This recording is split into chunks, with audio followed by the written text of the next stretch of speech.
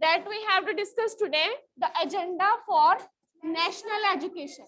यही हमने स्टार्ट किया, हमने ओरिएंटलिस्ट, एंग्लिसिस्ट, वुड डिस्पैच, ठीक है, then what happened to local school, new rules and regulation they were implemented on them, ठीक है, वो चीजें उन पर लागू की गई।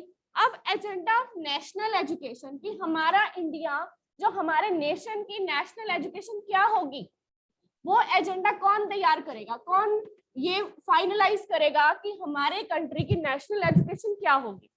ठीक है, ब्रिटिशर्स ने तो अपना डिसाइड कर लिया, ठीक है, उनकी कंपनी यहाँ पे रूल कर रही है, तो जो जो उनका एरिया है, जो एरियाज उनके अंडर है, वो वहां पर इम्प्लीमेंट करेंगे। ठीक है, लेकिन उसी टाइम में जब ये टाइम पीरियड चल रहा है, वुड डिस्पैच किस ईयर में आया था? In which year would dispatch was implemented?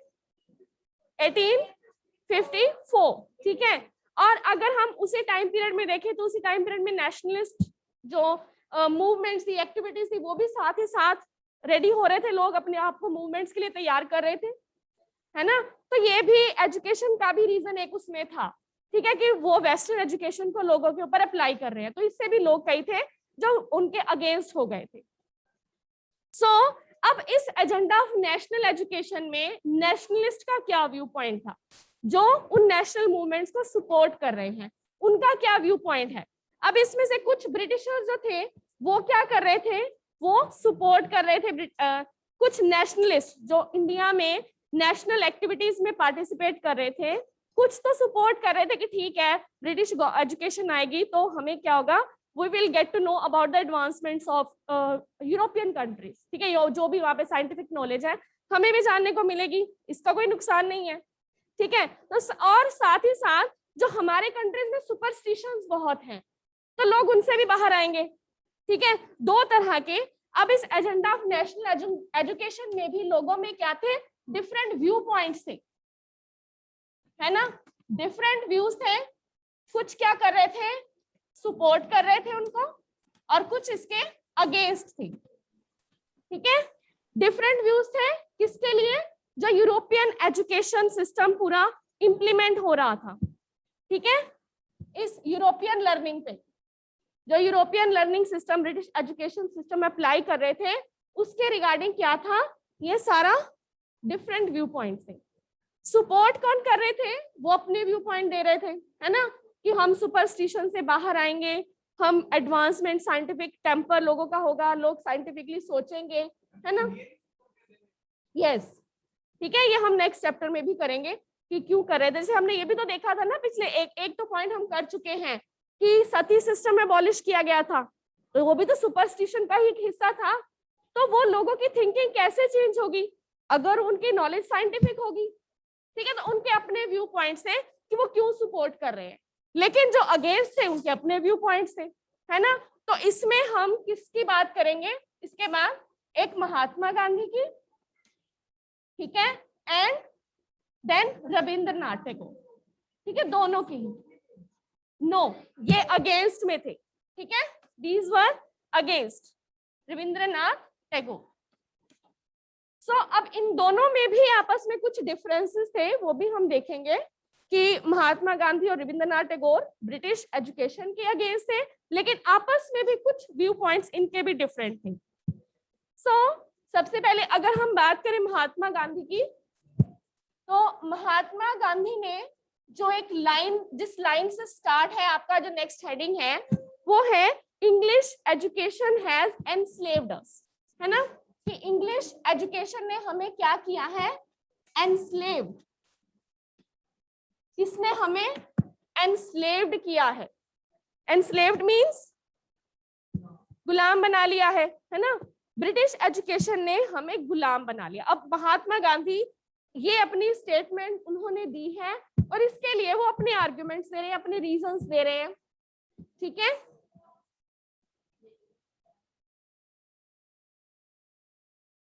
सबसे पहले वो रीजंस अब देखते हैं, रीजंस क्या दे रहे हैं। ठीक है, सबसे पहला रीजन वो बोल रहे हैं कि it has destroyed our pride, कि हमें अपने कल्चर के ऊपर क्या होना चाहिए, प्राइड।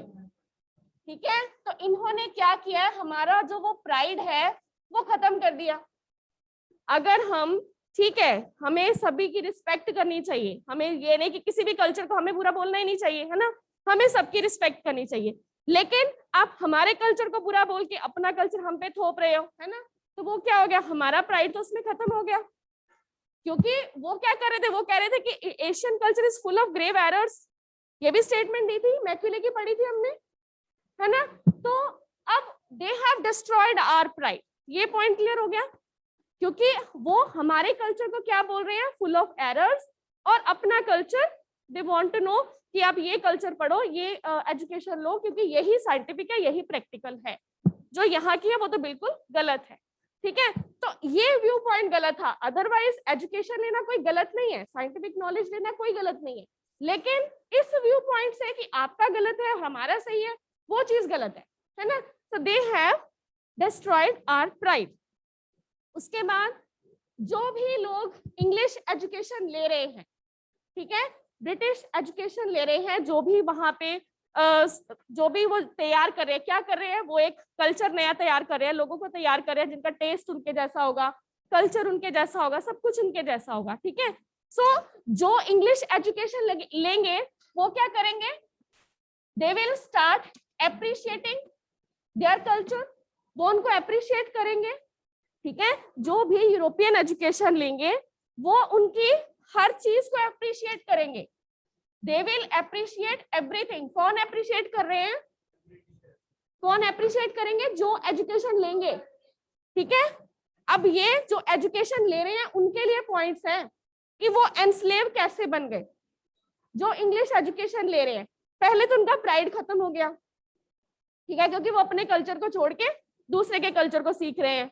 दूसरा, वो जब उनके कल्चर को सीख रहे हैं तो उनकी हर चीज को अप्रिशिएट करेंगे, उनके कल्चर को, उनके लिटरेचर को, उनकी साइंटिफिक नॉलेज को, ठीक है, और साथ ही साथ उनके रूल को भी, कि जब वो सब कुछ उनका सही है तो इट मीन्स उनका हमारे ऊपर रूल भी सही है ना, क्योंकि उनका कल्चर हमसे अच्छा है, उनकी नॉलेज हमसे अच्छी है, उनका सब कुछ हमसे अच्छा है, तो इसका मतलब अगर हम पे रूल कर रहे हैं ना तो वो भी ठीक है, ठीक है। So they have started appreciating everything and admiring their rule, ठीक है, और उनके रूल को भी वो क्या कर रहे हैं, एडमायर कर रहे हैं, अप्रिशिएट कर रहे हैं, ठीक है। तो इसीलिए उन्होंने कहा, महात्मा गांधी ने ये कहा कि हमें ऐसी एजुकेशन बच्चों को देनी चाहिए जिससे उनकी डिग्निटी और सेल्फ रिस्पेक्ट की जो सेंस है वो क्या हो, रीडिस्कवर हो, ठीक है।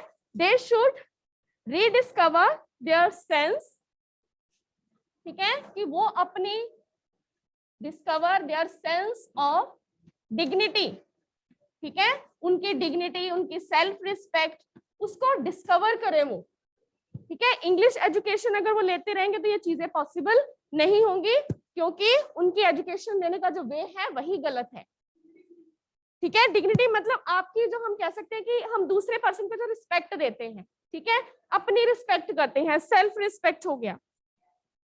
सो sense of dignity and self respect, कि हम जो भी काम कर रहे हैं, अब हमारा कल्चर जो भी है, हमें उसमें प्राइड होना चाहिए, प्राइड फील होना चाहिए, और हमारी, अगर हम अपने कल्चर पे प्राइड फील कर रहे हैं तो इट मींस हम अपने सेल्फ रिस्पेक्ट कर रहे हैं, ठीक है, क्योंकि हम अपने कल्चर से जुड़े हुए हैं।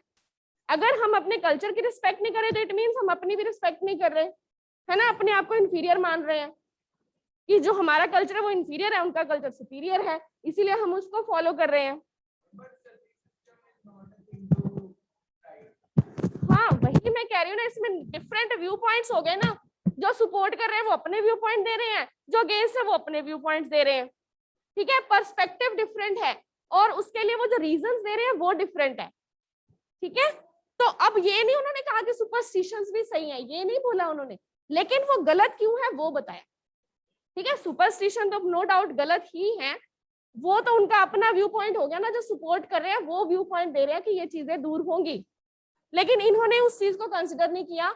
इन्होंने किसको कंसिडर किया, स्लेव को, जो कॉलोनियल रूल था उसको मेन फोकस रखा, कि उसकी वजह से वो हम पे रूल कर रहे हैं, हम उनके रूल को एडमायर कर रहे हैं, तो जबकि हमें अपनी सेंस ऑफ डिग्निटी को रिडिस्कवर करना है, ठीक है।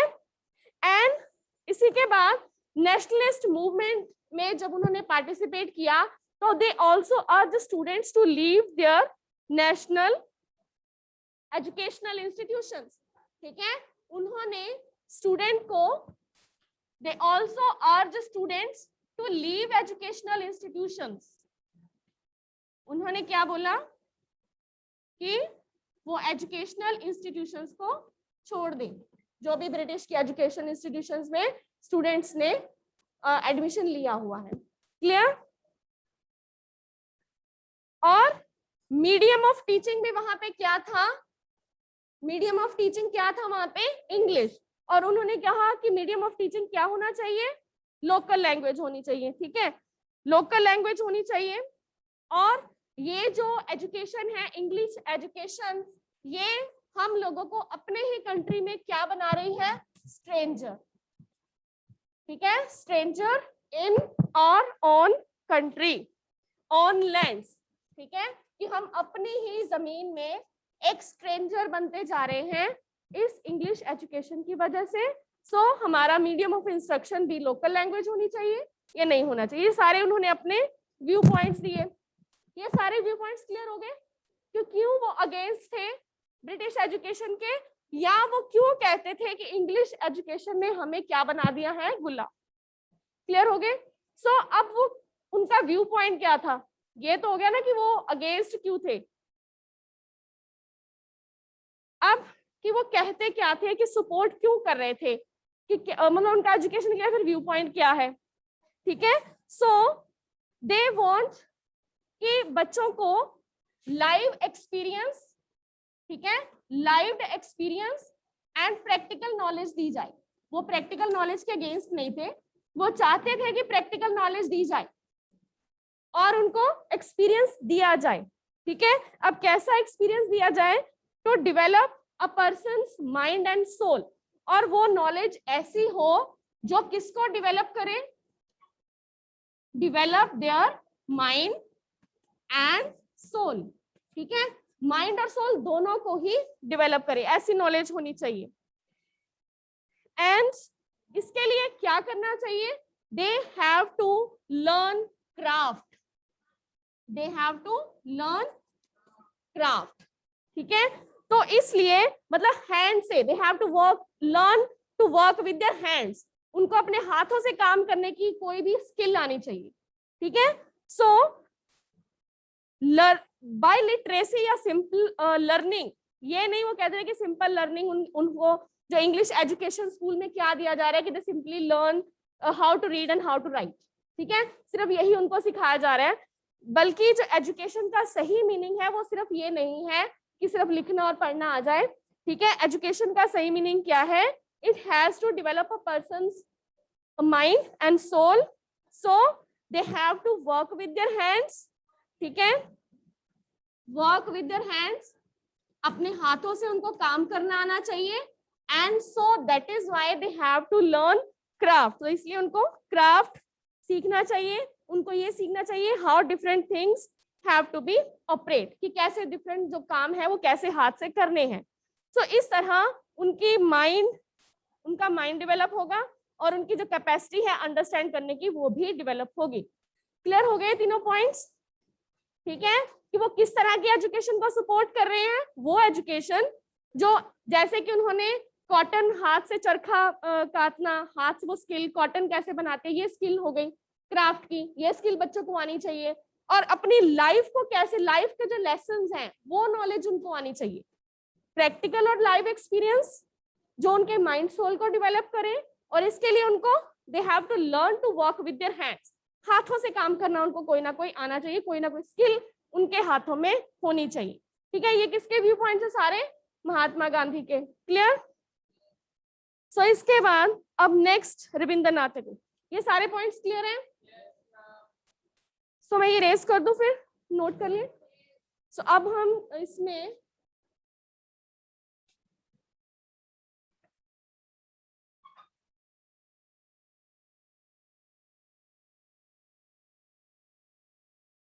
सब इसमें नेक्स्ट है रविंद्रनाथ टैगोर के व्यू पॉइंट्स। हाँ जी बेटा।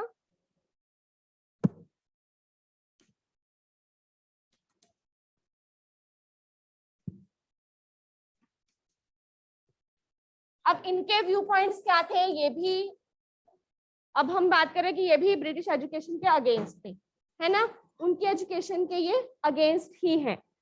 सो जैसे कि अगर हम टैगोर की उनकी अपनी लाइफ देखें तो उन्होंने 1901 में एक इंस्टीट्यूशन स्टार्ट की थी एज ए शांति निकेतन, ठीक है। सो टैगोर को बचपन से ही स्कूल जाना अच्छा नहीं लगता था, ठीक है, एंड उनको वो बहुत सफोकेटिंग और हम कहते हैं कि बहुत ओप्रेसिव लगता था कि जबरदस्ती उन पे थोपा जा रहा है ये चीज, ठीक है। और स्कूल उनके लिए कैसा लगता था उनको, एज ए प्रिजन, जेल की तरह। And so he could never do what he felt like doing. So कौन ये रीड करेगा उनके व्यू पॉइंट्स? हाँ जी बेटा, आप रीड करो। Yes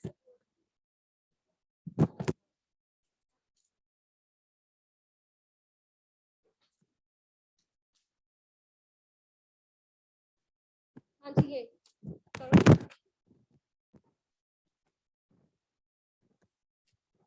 Rabindranath Tagore started the institution in 1901. As a child, Tagore hated going to school. He found it suffocating and oppressive. The school appeared like a prison, for he could never do that what he felt like doing. So while other children listened to the teacher, Tagore's mind would wander away. The experience of his school days in Calcutta shaped Tagore's idea of education. On growing up, he wanted to set up a school where the child was happy, where she could be free. So yes, another next. Rabindranath Tagore started the institution in 1901. As a child, Tagore hated going to school. He found it suffocating and oppressive. The school appeared like a prison, for he could never do what he felt like doing. So while other children listened to the teacher, Tagore's mind would wander away. The experience of his school days in Calcutta shaped Tagore's ideas of education. On growing up, he wanted to set up a school where the child was happy, where she could be free and creative, where she was able to explore her own thoughts and desires. Tagore felt that childhood ought to be a time of self-learning outside the rigid and restricting discipline of the schooling system set up by the British. Teachers had to be imaginative, understand the child, and help the child develop her curiosity. According to Tagore, the existing schools kill the natural desire of the child to be creative, her sense of wonder. अब इसमें क्या पता चला कि what were they wanted to go to school, वो school जाना चाहते थे, ठीक है, और वो इस तरह वो, लेकिन वो स्कूल एस्टैब्लिश स्कूल के फेवर में थे कि नहीं, they were in favor of school. वो खुद स्कूल नहीं जाना चाहते थे, लेकिन वो स्कूल के फेवर में थे कि एजुकेशन तो जरूरी है ना, एजुकेशन तो जरूरी है, लेकिन एजुकेशन कैसी होनी चाहिए? यस बेटा, कैसी होनी चाहिए? फ्री होनी चाहिए, where the child could feel happy, जहाँ पे उसे हैप्पी फील हो, फ्री, क्रिएटिव, उसकी क्रिएटिविटी बाहर आए, ठीक है, एंड उसके जो अपने थॉट्स हैं उसको वो और ज्यादा एक्सप्लोर करे, ठीक है, और अपनी जो उसकी सेल्फ लर्निंग है उसको एक्सप्लोर करे, ठीक है, ये नहीं कि जो भी दूसरे का कल्चर उनके ऊपर थोपा जा रहा है बस उसको रट्टे मारते रहे, ठीक है। सो ये सेल्फ लर्निंग होनी चाहिए, जो भी रिजिड डिसिप्लिन है, रिजिड डिसिप्लिन नहीं होना चाहिए, ये भी उनके व्यू पॉइंट्स है, ठीक है। और टीचर्स के लिए भी कि टीचर्स को भी इमेजिनेटिव होना चाहिए, उनको भी अंडरस्टैंड द चाइल्ड, बच्चों को समझना चाहिए, उनकी हेल्प करनी चाहिए, ठीक है, तो डिवेलप देयर क्यूरियोसिटी, ताकि वो अपनी क्यूरियोसिटी डेवलप करें, वो चीजों को जाने, ठीक है, इस तरह का कि ये उनकी नेचुरल डिजायर, कि हर एक में नेचुरल डिजायर है सीखने की, तो वो नेचुरल डिजायर जो है वो उनकी बनी रहनी चाहिए, ठीक है। तो इस तरह एक तो ये चीजें हो गई कि बच्चे के लिए स्कूल कैसा होना चाहिए, टीचर्स कैसे होने चाहिए, और स्कूल कैसे एनवायरनमेंट में होना चाहिए, कैसे एनवायरनमेंट में होना चाहिए, नेचुरल एनवायरनमेंट में, ठीक है। कि नेचर के साथ जुड़ा हुआ होना चाहिए एनवायरमेंट। तो इसीलिए जो उन्होंने अपना शांति निकेतन एस्टेब्लिश किया वो कहा किया 100 kilometre away from the Calcutta, ठीक है, मतलब शहर से थोड़ा दूर एस्टेब्लिश किया। और उसको क्या नाम दिया गया? शांति निकेतन मीन्स एडॉब ऑफ पीस, ठीक है। तो यही आपका नेक्स्ट हेडिंग भी है, abode of peace. Abode of peace means, abode of peace means शांति का घर हम कह सकते हैं, ठीक है, कि जहां पे शांति है। सो इस तरह ये उनका व्यू पॉइंट था, टैगोर का व्यू पॉइंट, ठीक है, कि चाइल्ड के लिए जो एटमॉस्फेयर है वो फ्री, क्रिएटिव, इमेजिनेटिव, जहाँ पे वो सेल्फ एक्सप्लोर कर सके, इस तरह का होना चाहिए। टीचर्स क्रिएटिव, इमेजिनेटिव, अंडरस्टैंडेबल होने चाहिए, और जहाँ पे वो स्कूल है वो नेचुरल एनवायरनमेंट में होना चाहिए, ठीक है। तो ये चीजें हो गई। अब दोनों के, तो ये टैगोर के view point say about the education. लेकिन वो ब्रिटिश एजुकेशन, जैसे हमने कहा ना कि दोनों में कुछ डिफरेंस भी थे, महात्मा गांधी और रविंद्रनाथ टैगोर, इन दोनों के पॉइंट्स में, ठीक है, इन दोनों के व्यू पॉइंट्स में कुछ डिफरेंसेस थे। तो डिफरेंसेस कैसे थे उन दोनों में? तो वो डिफरेंसेस थे कि गांधी जी, जो जैसे हम कहते हैं कि वो बिल्कुल ही वेस्टर्न एजुकेशन के खिलाफ थे, है ना। उन्होंने कहा कि इसने हमें क्या बना लिया, वेस्टर्न एजुकेशन ने एनस्लेव बना लिया है। So and because he was highly critical of western civilization, worship of जो machines, technology, ठीक है, and क्योंकि वो हाथ से स्किल को ज्यादा हम कह सकते हैं कि सपोर्ट कर रहे थे कि मशीन्स के ऊपर ज्यादा डिपेंड नहीं रहना, हमें क्राफ्ट को इम्प्रूव करना है, स्किल को इम्प्रूव करना है, टू वर्क विद हैंड्स, उस चीज को हमें इम्प्रूव करना है, ठीक है। सो ही एम्फेसाइज द नीड। लेकिन अगर हम बात करें रविंद्रनाथ टैगोर की, तो उन्होंने he emphasized the need to teach science and technology, कि साइंस और टेक्नोलॉजी बच्चों को सिखाई जानी चाहिए, लेकिन with art, music and dance. लेकिन साथ ही साथ में हमें किस पे फोकस करना है? Art, music and dance. Clear? कि महात्मा गांधी और इनमें डिफरेंस क्या था? वो बिल्कुल अगेंस्ट थे, लेकिन रविंद्रनाथ टैगोर चाहते थे कि बच्चों को साइंस और टेक्नोलॉजी सिखाई जाए, साथ ही साथ किसके साथ? लेकिन आर्ट, म्यूजिक, डांस से भी उनको दूर नहीं किया जाए, वो भी साथ में सिखाया जाए। सो इस तरह अब नेशनल एजुकेशन जो थी, नेशनल एजुकेशन के रिगार्डिंग अलग अलग जो व्यू पॉइंट्स थे वो डेवलप हो रहे थे। कुछ ब्रिटिश एजुकेशन के सिस्टम में चेंजेस चाहते थे और कुछ उसको सपोर्ट कर रहे थे, ठीक है। अब इस तरह, और बाद में नेशनल एजुकेशन कैसी होनी चाहिए, कैसी नहीं होनी चाहिए, वो जो लेटर ऑन काफी, ये हम कह सकते हैं कि आपस में अभी भी हम देखते हैं कि नेशनल एजुकेशन, आपकी न्यू एजुकेशन पॉलिसी अभी भी इम्प्लीमेंट हो रही है। इट मींस जो डेवलपमेंट है वो अभी तक हो रही है। एजुकेशन में क्या क्या चेंजेस आने चाहिए, किस तरह से सिस्टम में, तो it is still going on. तो उस टाइम पर ये एजुकेशन का सारा जो था वो क्राइटेरिया था। क्लियर हो गया? ब्रिटिश का क्या व्यू पॉइंट था, इंडियंस का क्या व्यू पॉइंट था। सारे इंडियंस ब्रिटिश एजुकेशन के अगेंस्ट नहीं थे, कुछ सपोर्टर्स थे। वो सपोर्ट क्यों कर रहे थे? उनके अपने व्यू पॉइंट से। जो अगेंस्ट थे उनके अपने व्यू पॉइंट से। क्लियर हो गया? अब इसके जो क्वेश्चन आंसर्स हैं, सो फर्स्ट जैसे हम ट्रू फॉल्स देखते हैं, James mill was a severe critic of orientalist. James mill was a severe critic of Orientalists. Then 1854 dispatch on education, it was in favor of English being introduced as a medium of higher education. Mahatma Gandhi thought that promotion of literacy was most important aim of education. Then Rabindranath Tagore felt that children ought to be subjected to strict discipline. False. ठीक है? So next question discuss करेंगे, साथ में next topic भी start करेंगे. Okay? Thank you.